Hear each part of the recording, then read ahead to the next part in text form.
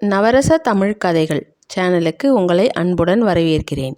இன்று நாம் கேட்க இருக்கும் கதை பேய் உலாவும் பங்களா.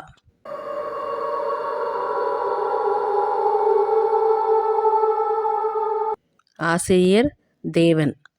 ஒரு நாள் சாம்புவை கோபித்து கொண்டாள் வேம்பு. என்னால் எதையும் சாதித்துவிட முடியும் என்று மார்த்தட்டி கொள்கிறதில் மட்டும் ஒரு குறைச்சலும் இல்லை. ஒரு காரியம் முழுசாக செய்ய துப்பு கிடையாது என்றாள். துப்பறியும் சாம்புவை பார்த்து துப்பு கிடையாது என்று சொல்வது வெகு துணிச்சலான பேச்சுதான். யாரை பார்த்து சொல்கிறாய்? பொழுது விடிந்தால் உன் ரோதனையே பெருசாய் போய்விட்டது. போய் உன் பெரியம்மா பெண் வீட்டில் இருந்து விட்டு வா என்றான் சாம்பு. பெரியம்மா பெண் வீட்டுக்கு நான் போய்விடுவேன். ஆனால் அவளுக்கு என்னால் ஒரு உபகாரம் உண்டா? ஒரு வீடு பார்த்து கொடுடி, தாங்க முடியாத கஷ்டமாயிருக்குன்னு 3 மாசத்துக்கு முன்னே சொன்னாள். ஆத்துக்காரர் பேர் தான் பிரமாதமா இருக்கு. காரியத்திலே சைபர்னு சொன்னா ஒப்புக்குவாளா என்று ஆத்திரமும் அழுகையுமாய் பொழிந்து தள்ளினாள் வேம்பு. இது என்ன கஷ்டம்டி வேம்பு?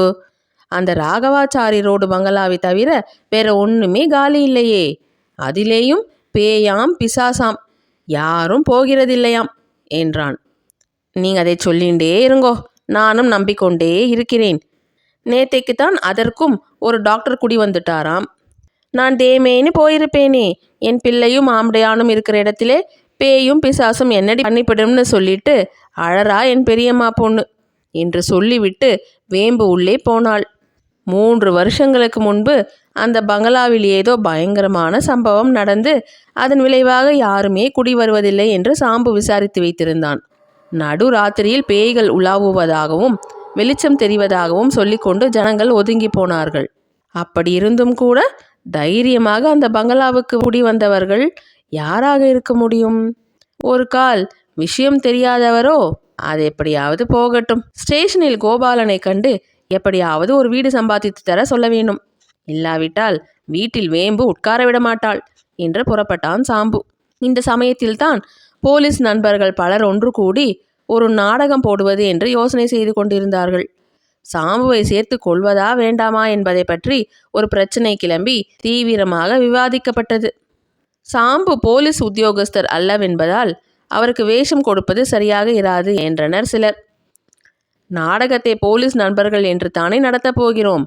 அப்படியானால் போலீஸுக்கு சாம்புவை விட சிறந்த நண்பர் ஒருவர் இருக்க முடியுமா என்று கேட்டார்கள் மற்றவர்கள். இன்ஸ்பெக்டர் கோபாலன் உடனே, அதெல்லாம் சரிதான். சாம்பு உங்கள் நாடகத்தில் வேஷம் போட்டுக்கொள்ள சம்மதப்படுகிறாரா? அதை யாராவது முன்னால் கேட்டீர்களோ என்றார். கொல்லென்ற அத்தனை பேரும் சிரிப்பதும் சாம்பு அங்கே வந்து நுழைவதும் சரியாக இருந்தது. தன் அசட்டுத்தனம் ஏதாவது வெளியாகி தன்னை அதற்காகத்தான் பார்த்து சிரிக்கிறார்களோ என்று திருவென்று நாலாபுறமும் விழித்தான் சாம்பு. மிஸ்டர் சாம்பு, வாரும் வாரும், உம்மை பற்றித்தான் பேச்சு நடக்கிறது. இங்கே எல்லோரும் நாடகம் போடுவதாக யோசித்திருக்கிறோம். அதில் உனக்கு வேஷம் போட்டுக்கொள்ள இஷ்டமா? முதலில் சொல்லும் என்றார் கோபாலன். நாடகமா? வேஷமா? எனக்கு சாவகாசமே இருக்காதே என்றான் சாம்பு. இது தானே வேண்டாம்ங்கிறது. எங்களுக்கு மட்டும் ரொம்ப சாவகாசம் இருக்கிறதாக்கும். முந்தா நாள் சாயந்தரம் அலிபுரம் ஜெயிலிலிருந்து வேலூர் ஜெயிலுக்கு கொண்டு போகிற போது ஒரு மகா துஷ்டனான கைதி தப்பித்து கொண்டு விட்டான். அதிக நாள் வெளியில் இருந்தால் ஊருக்கே வெடி வைத்து விடுவான் அவன். பகலாக தேடிக்கொண்டிருக்கிறோம், ஆகப்படவில்லை. 1 வாரத்துக்குள் பிடிக்காவிட்டால் போலீஸ் டிபார்ட்மெண்ட் மானமே போய்விடும் போல் இருக்கிறது என்றார் கோபாலன். சாம்பு என்று மண்டையை ஆட்டிக்கொண்டு சிரித்தான். அப்போ நாடகமும் ஓடிப்போன கைதின்னு போட்டுக்கோங்களேன். எனக்கு என்ன வேஷம் கொடுப்பேள் என்று கேட்டான் சாம்பு. நீர் எப்படி வந்தால் என்ன? மேடை மீது மூக்கை நீட்டி நீரானால் சிரிப்பு ஓய 1/2 மணி நேரம் ஆகும் என்றார் ஒரு சப் இன்ஸ்பெக்டர். குபீர் என்று சிரிப்பு கிளம்பியது. இன்னும் சாம்பு ஆக்ட் பண்ணுகிறதாகவே ஒப்புக்கொள்ளவில்லையே. அதை கேட்டுக்கொண்டு மேலே பேசலாமே என்றார். கோபாலன், என்ன சத்தம்? அதுதான் சரி. அதற்குள் நாம்பளும் என்ன நாடகம் என்று தீர்மானம் பண்ணிக்கலாம். நாடகம் எதுவாக இருந்தால் என்ன கவலை சார், மிரட்டியாவது கூட்டம் கூட்டிவிட மாட்டோமா என்று அழகு சிங்கம் ஹாஸ்யமாக பேசினார். இப்படி விருதாவாக பொழுது போயிற்று சிறிது நேரம். கடைசியில் தான் வந்த காரியத்தை மறந்துவிட்டு சாம்பு வீட்டுக்கு திரும்பிவிட்டான். வரும்போது பேய் உலாவும் பங்களாவை தாண்டி கொண்டு தான் வந்தான்.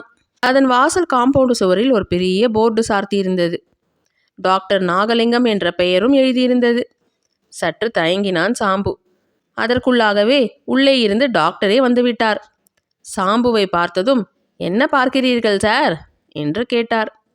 சாம்பு, ஒன்றுமில்லை, இத்தனை நாளாக பூட்டியிருந்ததே யார் குடிவந்திருக்கிறார்கள் என்று தான் பார்த்தேன் என்றான்.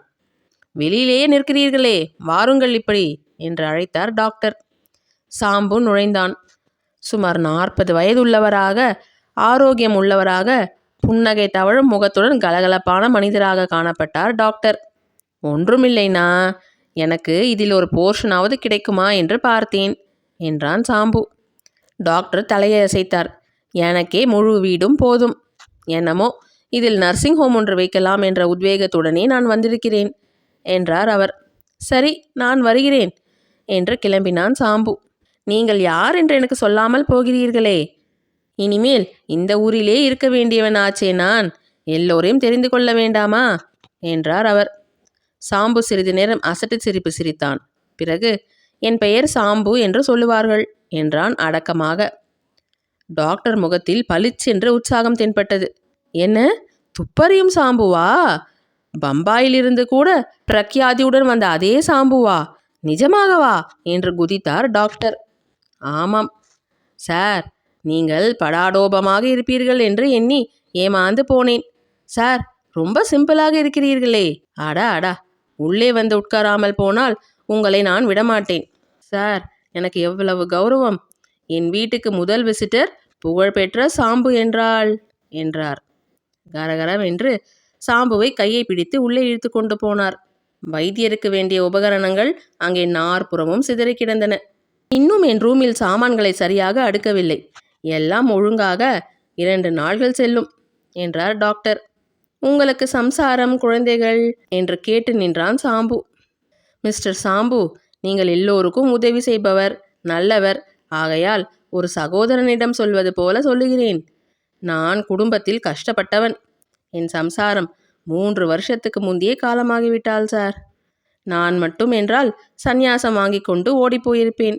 ஆனால் என் தாயார் சாகும்போது ஒரு பெரிய பொறுப்பை என்னிடம் ஒப்புவித்துவிட்டு போனாள். அதுதான் என் தம்பி. அவனாவது நடமாடிக்கொண்டு நன்றாக இருக்கக்கூடாதா? படுத்த படுக்கை. கையை காலை நாம் நீட்டி வைத்தால்தான் உண்டு. நாமாக உட்கார்த்தி வைக்க வேண்டும். அவனுடைய சிசுருஷி தான் என் லட்சியம். ஊர் ஊராக அவனுடன் அலைந்து கொண்டிருக்கிறேன். ரொம்ப நல்ல கடமை சார். அது உங்கள் தாயார் ஆத்மாவுக்கு திருப்தியாக இருக்கும் என்றான் சாம்பு. பேசிக்கொண்டிருக்கும் போதே பக்கத்து அறையில் முனகல் சத்தம் கேட்டது. ஒரே நிமிஷம் சாம்பு, மன்னிக்கணும் என்று சொல்லிவிட்டு டாக்டர் உள்ளே ஓடினார். 2 நிமிஷங்களுக்கெல்லாம் திரும்பி வந்து, ஒன்றுமில்லை, இப்போது தான் விழித்து கொண்டிருக்கிறான் தம்பி என்றார். பிறகு வெகு நேரம் சாம்புவுடன் பேசிக்கொண்டிருந்தார் அவர். சாம்புவும் தன்னையும் தன் குடும்பத்தையும், இன்ஸ்பெக்டர் கோபாலனையும், போலீஸில் தன் செல்வாக்கையும் பற்றி சொன்னான். கடைசியில், நாடகம் கூட போடப் போகிறார்கள், என்னையும் ஒரு வேஷம் போட்டுக்கொள்ள சொல்கிறார்கள் என்று முடித்தான். டாக்டர் எழுந்திருந்தார். அடேடே, நாடகமா? நாடகம் என்றால் உயிராச்சே எனக்கு. எங்கள் ஊரில் எத்தனை டிராமா நான் நடத்தியிருக்கிறேன் தெரியுமா என்றார் உற்சாகமாக. அப்படியானால் எனக்கு நீங்கள் நடிக்க கற்றுக் கொடுக்கலாமே. பேஷாய், சந்தோஷமாய். அந்த மாதிரி பாக்கியம் எனக்கு கிடைக்க வேண்டுமே. நடிப்பு கற்றுக் கொடுப்பது மட்டுமல்ல, நாடகத்தையே நடத்தும் பொறுப்பையே நான் ஏற்றுக்கொள்ள தயாராயிருக்கிறேன் என்றார் அவர் படபடப்புடன். மறுநாள் டாக்டர் நாகலிங்கத்தை போலீஸ் நண்பர்கள் சங்கத்துக்கே அழைத்து கொண்டு போனான் சாம்பு. அன்றைக்கே நடிகர்களை பாட சொல்லி பார்த்து தபேலாவை தட்ட ஆரம்பித்து விட்டார் டாக்டர். வெகு தமாஷாக பேசினார் அவர். இதற்கு முன்பு அமைச்சூர் நாடகங்களில் நடந்த பல தமாஷ் சம்பவங்களை சிரிக்க சிரிக்க சொல்லி 1 மணி நேரத்தில் அவ்வளவு பேரையும் கைக்குள் போட்டு கொண்டு விட்டார். அவர் போக கிளம்பிய போது, இருங்கள் சார், இன்னும் சிறிது நேரம் கழித்து போகலாமே என்றார் அழகு சிங்கம். இருக்கலாம், ஆனால் சீக்காக இருக்கிறான் என் தம்பி. தீர்த்தம் வேண்டுமானாலும் கை நீட்டி எடுக்க அவனுக்கு சக்தி கிடையாது. நாளை வருகிறேன் என்று சொல்லிவிட்டு போனார். போகும்போது இன்ஸ்பெக்டர் கோபாலனுடன் கை குலுக்கிவிட்டு, நம் வீட்டுக்கு வாருங்களேன் என்று அழைத்தார். அவர் பதில் சொல்லும் முன்பே, கோபாலனை நானே அழைத்து வருகிறேன் என்றான் சாம்பு. நாள் போவது தெரியாதபடி 1 வாரம் சென்றது. தினம் தவறாமல் டாக்டர் வந்து சொல்லிக் கொடுத்தார். போலீஸ் நாடகமும் முன்னேறி கொண்டு வந்தது. நடுநடுவே போலீஸ் வேலைகளையும் பற்றி பேசிக்கொண்டார்கள். கோபாலன் சாம்புவிடம், என்ன சார், கேஸ் விஷயமாக கவனம் செலுத்தவே மாட்டீரா என்பார் ஒவ்வொரு தினமும். சாம்பு இப்போது நடிப்பு மயக்கத்தில் மூழ்கியிருந்தான்.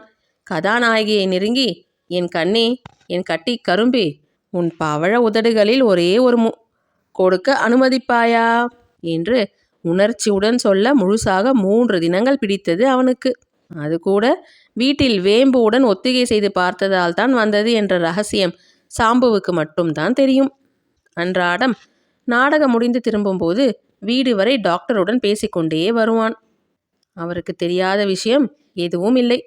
லா பாயிண்ட்டுகளை எடுத்து வீசுவார் ஒரு சமயம். அரசியல் விஷயமாக அவர் வாதம் தெளிவாக இருந்தது. இலக்கியங்களை பற்றி ஆரம்பித்தாரானால் இன்று பூராவும் கேட்டுக்கொண்டிருக்கலாம். தப்பித்து கொண்டிருக்கும் கைதியை பற்றியும் பேச்செடுப்பான் சாம்பு. போலீசார் கைதியை பிடிக்க கையாளும் வழியே தவறு என்று தம் அபிப்பிராயத்தை சொல்லி 15 நாள்கள் மட்டும் இவர்கள் சும்மா இருக்கட்டும், கைதியை பற்றி கவனிக்கவே கூடாது. அதற்குள் கைதி தைரியம் அடைந்து திரிய தொடங்குவான், தானாக பிடிபட்டு விடுவான் என்றார். அடுத்த நாள் இன்ஸ்பெக்டர் கோபாலனிடம் சாம்பு இந்த அற்புதமான யோசனையை தன் சொந்த அபிப்பிராயம் போலவே வெளியிட்டான். டாக்டரிடமும் அதை சொன்னபோது, ரொம்ப சரி, நானும் கூட உமக்கு என்னால் முடிந்தவரை உதவி செய்ய முடியும். ஆனால் என் தம்பித்தான் ஒரு பிரதிபந்தகமாக இருக்கிறான். இந்த ஊர் சீதோஷ்ணம் இவனுக்கு ஒத்துக்கொள்ளவே இல்லை. சார் பாருங்கள், நேற்று முதல் உடம்பு ஒரு மாதிரியாக இருக்கிறான். 10 நாளைக்காவது இவனை மதனப்பள்ளியில் என் சிநேகிதர் வீட்டில் விட்டு வந்து விடலாம் என்று யோசிக்கிறேன் என்றார் கவலையுடன். செய்யுங்கள், முதலில் அதை கவனியுங்கள் என்று சொல்லிவிட்டு வந்தான் சாம்பு.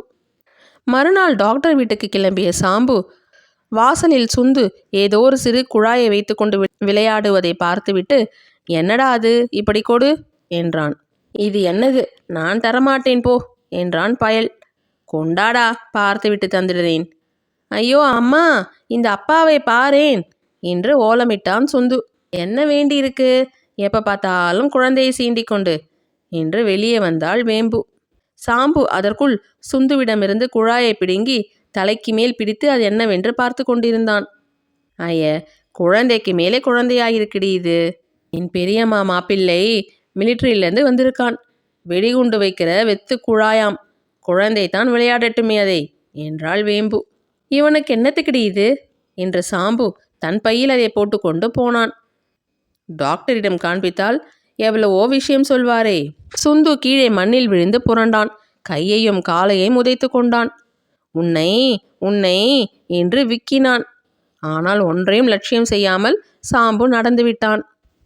சாம்பு சென்ற சமயம் டாக்டர் தம் தம்பிக்கு சிசுருஷை செய்து கொண்டிருந்தார். கட்டிலில் அசையாமல் கிடந்தான் தம்பி. தாடியும் மீசையும் வளர்ந்து முகமே தெரியாமல் மூடியிருந்தது. வாருங்கள் சாம்பு, இன்றைக்கு ராத்திரியே கிளம்புகிறேன் சார் என்றார் டாக்டர். அவ்வளவு சீக்கிரமாகவா என்று கேட்டான் சாம்பு, வழக்கம் போல தன் கோட்டு பையில் கையை விட்டு கொண்டு. டாக்டர் பதில் சொல்லும் முன்பு மிஸ்டர் சாம்பு என்று அழைத்து கொண்டு நுழைந்தார் இன்ஸ்பெக்டர் கோபாலன். அடடா, உங்கள் தம்பியா, எப்படி இருக்கிறார் என்று விசாரித்தார் அனுதாபத்துடன். அவனை பற்றித்தான் பேசிக்கொண்டிருக்கிறேன் சாம்புவிடம். மதனப்பள்ளியில் 2 மாசமாவது இருந்தால்தான் பிழைப்பான். யாராவது அங்கே உங்களுக்கு சிநேகிதர்கள் இருக்கிறார்களா என்று கேட்டுக்கொண்டே டாக்டர் அறைக்கு வெளியே போனார் கையலம்புவதற்கு. நான் கூட இன்ஸ்பெக்டர் வருவார் என்று சொல்லிக் கொண்டிருந்தேன், நீங்களும் வந்தீர்கள் என்றான் சாம்பு கோட்டிலிருந்து கையை எடுத்து. கையோடு சுந்துவின் குழாயும் வெளியே வந்தது. இன்ஸ்பெக்டர் நோயாளிகளை கூர்ந்து கவனித்து கொண்டிருந்தார். சாம்பு குழாயை 2 கைகளிலும் பிடித்து திருகத் தொடங்கினான். இன்ஸ்பெக்டராக பார்த்து அது என்ன என்று கேட்கட்டுமே, அப்புறம் சொல்லலாம். வியாதியஸ்தனின் கண்கள் சாம்புவையே விரைத்து பார்ப்பதையும் ஒரு பயங்கரமான தோற்றம் அதில் பரவுவதையும் இன்ஸ்பெக்டர் தான் முதலில் கவனித்தார். ஐயோ, அது என்ன? கடைசி காலத்தில் ஹிருதயம் நிற்கும் முன் ஏற்படும் விவகாரமாயிருக்குமோ அது என்று அவர் திடுக்கிட்டார். சாம்பு அதற்குள் குழாயை முறிக்கிறார் போல வேகமாக திருகினான். அடுத்த வினாடி நோயாளி படுக்கையில் சடக்கென்று எழுந்து உட்கார்ந்து கொண்டு கையை வீசி, அடே முட்டாள், அதை ஒன்றும் பண்ணாதே, வெடித்துவிடும். வெடித்ததோ இந்த வீடே விழுந்து பொடியாகிவிடும். நிறுத்து நிறுத்து என்று கத்தத் தொடங்கினான். சற்றும் முன்னெச்சரிக்கை இல்லாமல் அவன் எழுந்தான். ஆகையால் முகத்தை மறைத்து கொண்டிருந்த பெரிய தாடி கழன்று கொண்டு கீழே விழுந்தது. கோபாலன் தயாராக இருந்தார். இத்தனை நாளாக நீ இங்கேயா படுத்து கொண்டிருக்கிறாய்? ஓஹோ என்று கையில் இருந்த பானா தடியால் அவன் மண்டையில் ஒரு அடி வைத்து விட்டார். திடுக்கிட்டான் சாம்பு. அவன் நிமிர்ந்த போது கையில் கத்தியை பிடித்தபடி டாக்டர் வாசற்படியில் நிற்பதைத்தான் கண்டான். டாக்டர், வீணாக கத்தியை காட்டிக் கொண்டிருக்க வேண்டாம். அதை உடனே கீழே போடாவிட்டால் என்னிடம் துப்பாக்கி இருக்கிறது, நான் உபயோகித்து விடுவேன் என்றார் கோபாலன். சொன்னபடி செய்தார் டாக்டர். சாம்பு, உனக்கு எப்போது முதல் தெரியும் இந்த சமாசாரம் என்று கேட்டார் இன்ஸ்பெக்டர். நான் வந்த அன்றைக்கே தெரியும். உடனே தேடிக்கொண்டு வந்து விட்டானே இந்த பாவி, வீடு பார்க்கிறார் போல என்றார் டாக்டர் குரோதத்துடன். கோபாலன் சிரித்துக்கொண்டே, சாம்பு, உங்கள் சுந்து ஓடி வந்து சொன்னான். அப்பா வெடிகுண்டு குழாயை கொண்டு போய் விட்டார், சீக்கிரம் போய் பிடித்து கொண்டு வா அப்படின்னான். எனக்கு சரியாய் புரியலை. உடனே மோட்டார் பைக்கிலே வந்தேன்.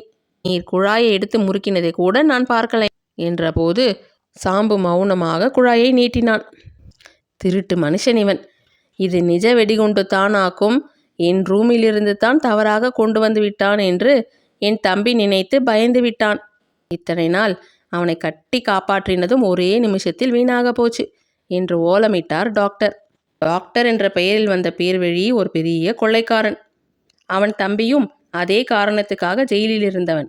அவனை தப்புவித்து சில நாள் நோயாளி வேஷத்தில் மறைத்து வைத்திருந்து நல்ல சமயத்தில் கொண்டு போவதற்கே இந்த நடிப்பெல்லாம் நடித்தான். நடமாட்டம் இல்லாமல் இருப்பதற்காக வேண்டுமென்றே பேய் உலாவும் பங்களாவாக பார்த்து வந்தானாம் அவன். போலீசார் நடவடிக்கைகளை அறிந்து கொள்ள சாம்புவின் சிநேகமும் போலீஸ் நாடகமும் சௌகரியமாக அமைந்தது. டாக்டருக்கு ரொம்ப சௌகரியமாயிற்று. ஆனால் கடைசியில் சாம்பு மோசம் செய்து விட்டானே என்று கதறினான் அவன். டாக்டரையும் அவன் தம்பியையும் கைது செய்தார் கோபாலன். உமக்கு எவ்வளவோ தரம் சொல்லிட்டேன் சாம்பு, கடைசி வரையில் ரகசியம் செய்து ஓரொரு சமயம் ஆளை திணறடித்து விடுகிறீர்.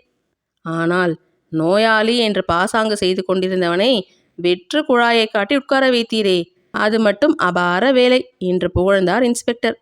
அது இருக்கட்டும், எனக்கு இந்த பங்களாவை பேசிவிட முடியுமா? வேம்பு தொல்லை தாங்க முடியவில்லை சார் என்றான் சாம்பு.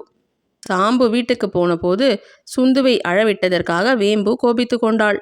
இல்லடி, ஒரு காரணமாகத்தான் அதை கொண்டு போனேன்.